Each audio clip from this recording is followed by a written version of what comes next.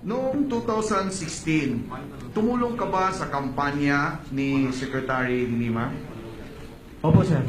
Paano ka tumulong sa kanya? Ano po ako sa kanya na, ma'am, gusto ko pong tumulong sa inyo. Wala po kaming magastos kasi parang kalakaran po rito sa amin. Pag may sumama, 300 a day ang bayad. Ang sagot naman po, pwede yan sa budget ko. So, binigyan ka niya ng pera. Pinapunta po ako sa Maynila, sir, para kumuha ng pera. Magkano po yung binigay sa iyo? Unang bigay po sa akin, sir, is 30,000. Nung tumanggap ka ng 30,000, anong ginawa mo? Nagdala na rin po ako ng mga tarpaulins niya para ikabit namin sa bayan-bayan ng Pangasinan.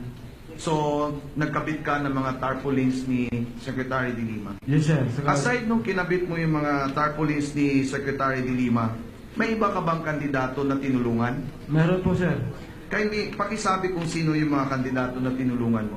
Dadalawa lang po sila, sir. Si Presidente Duterte sa Kasya. Anong tinutulong mo kay kandidato na Duterte nung panahon na yun? Yung sa Pangasinan po kasi may mga sako na kulay puti po, sir, na walang yung plain lang. Bibili kami ng isang quart na pintura, tapos isusulat lang naman namin both Duterte po, President. Tapos sa taas kay Ma'am si Mr. President dito sa baba. Alam ba ni Secretary de Lima na ikaw ay nangangampanya at saka tumulong kay Duterte? Opo, sir.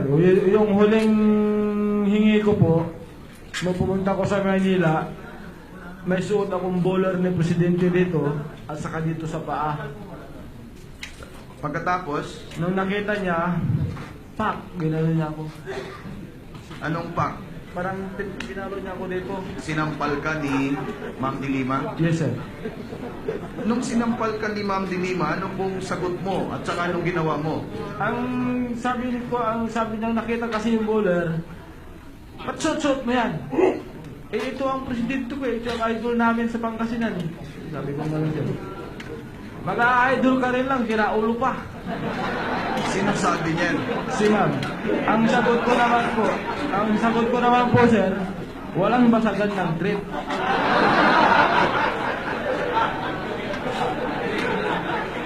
So nung sinabi mo yung walang basagan ng trip, ano ang sagot ni Secretary de Lima po? Punyeta ka.